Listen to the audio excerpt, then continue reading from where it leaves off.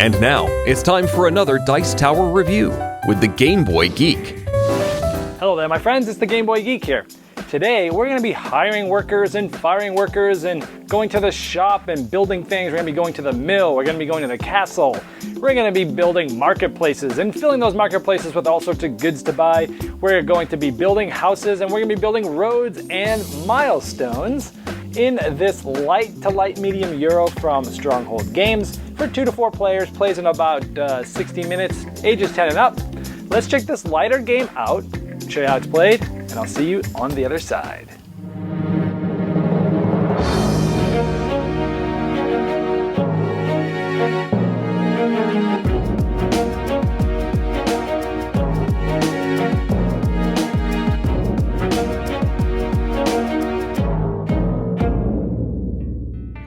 The back of game boards don't really matter when you're playing the game, but just to show you a nice beautiful piece of artwork on the back of the board of Milestones, just shows you the quality and the extra yard that Stronghold Games goes when they produce games.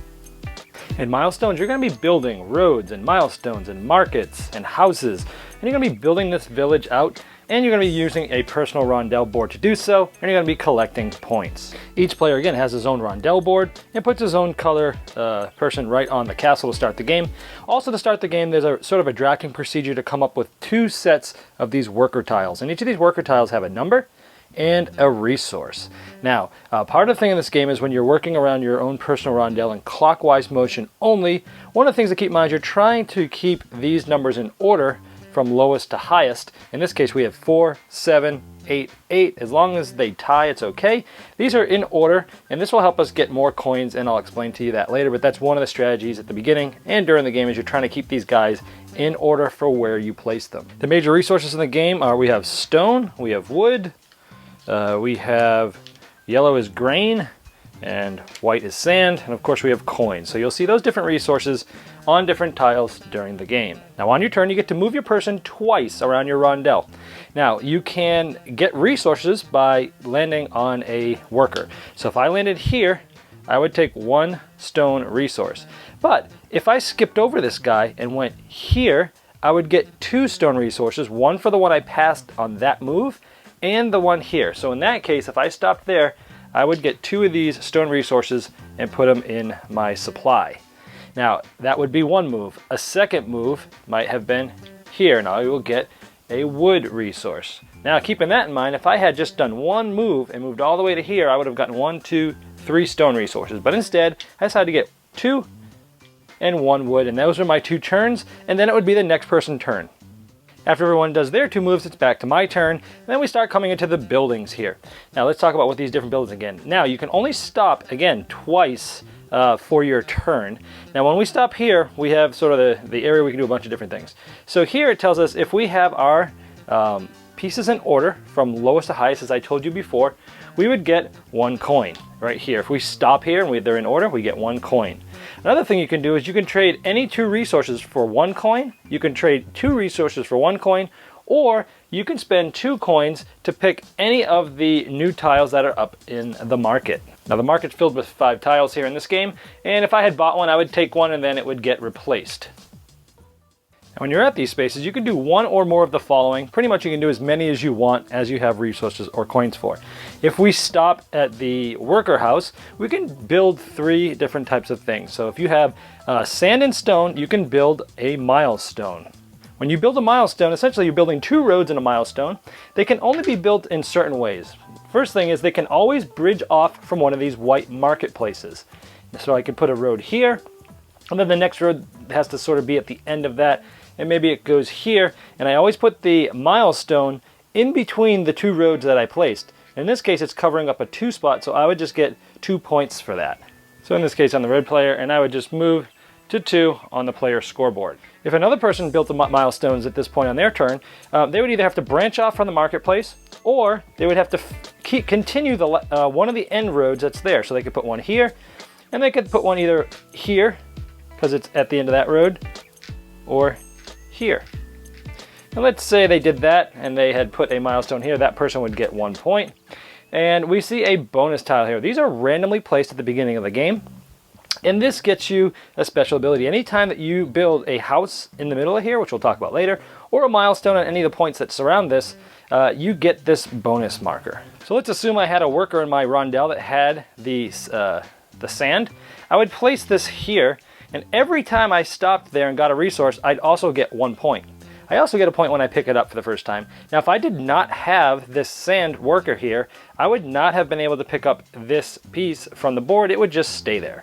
The next thing you could do here is use wood and sand to build a white marketplace. The marketplaces can be placed at the end of any road or in between roads that are not already used. So I could place the marketplace here because it's at the end of a road. That would get me 3 points.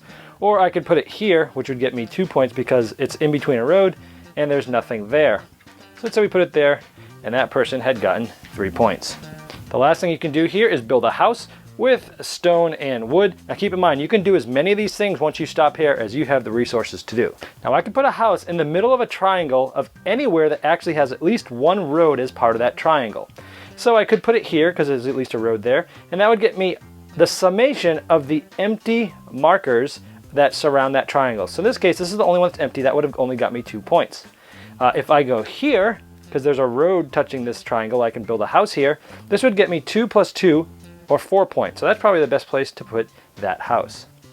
The next space is the mill. If we had stopped there, we would spend 2 grain to put a grain on a marketplace, and we'd get a coin. So in addition to getting a 1 coin, we would be able to take one of these grain slacks and put it on any open market that doesn't already have one. And the way that this scores can be huge, because if I put it here, you can take any 2 open numbers that this grained marketplace touches and add them together. So in this case, I could take the 5 and the 4 and score a humongous 9 points with just that one move. Now remember, you can only move twice and go to 2 spots on your turn. I ended my first turn, say up here, and I could have probably picked one of these. And then anytime you get to the castle, you have to stop. And that counts as a move. And when you stop here, you have to do a few things. Number 1, you have to reduce all your resources, including your coins, so that you have no more than 3 of each. Then you have to fire one of your workers on the board, assuming you have more than 2 of them. I have 4 total workers here. So in this case, I have to take one of these little cover fire tokens here, and I have to decide which token I am going to fire. So maybe I fire this guy. I can obviously no longer move there, and it reduces my workforce. Of course, the only place to really get more workers is to have enough coins to do so over here. So as time goes on, you're fighting this little system building thing here, that every time you're reducing your resources and firing someone.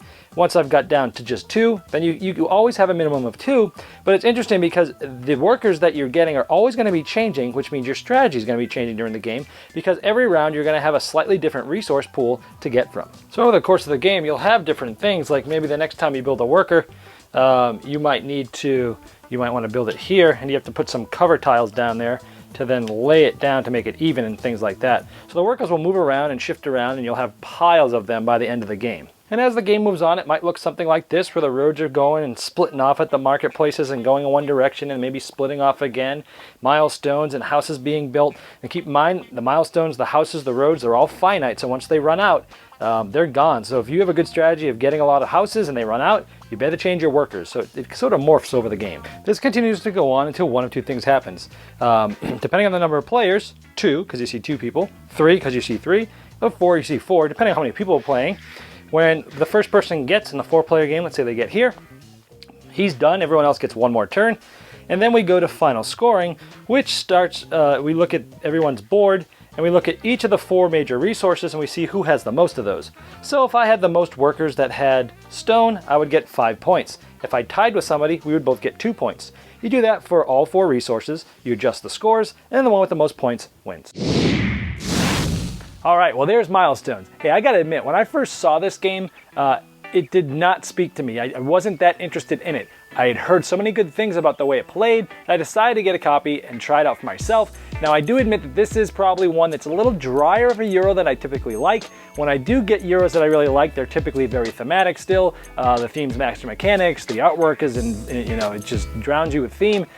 So this was a little different for me to play, but I was pleasantly surprised with this. I did like it. I am going to keep it in my collection for that lighter sort of a beginner type of Euro game. It's not so complex that you're just staring at your board with your brain burning.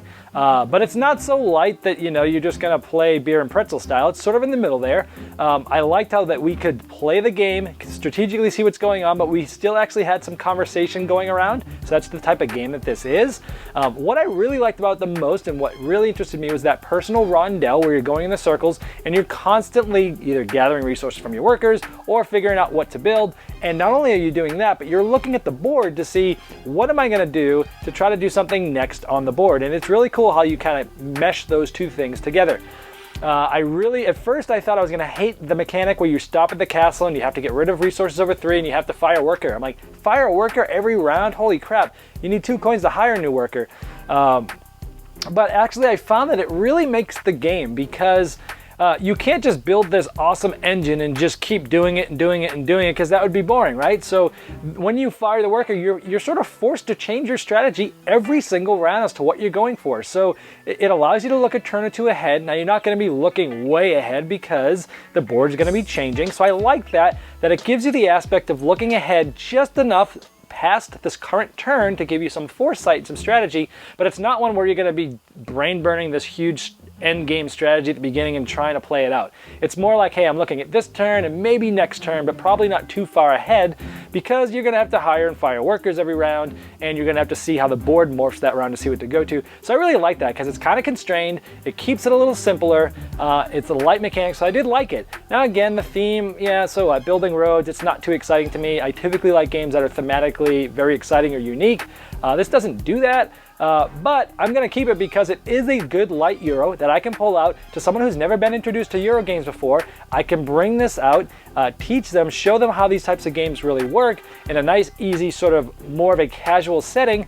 And that will be a stepping stone to maybe possibly get them into some more meatier Euros. So it definitely has my place in my collection. If you're looking for a lighter Euro, this is definitely one to check out. It's nice and pleasant. You got your own board, you got the other boards. It's just a good experience. Milestones from Stronghold Games. Hey, one more thing before you go. If you're about to drop a comment on this YouTube page for this video and you're expecting interaction or a personal response from me, I recommend the place to do that is at my Facebook page, which is facebook.com/thegameboygeek, because I don't get notified when YouTube videos get comments on the Dice Tower Network because I don't own the channel. So if you want to interact with me directly, I'll see you at my Facebook page.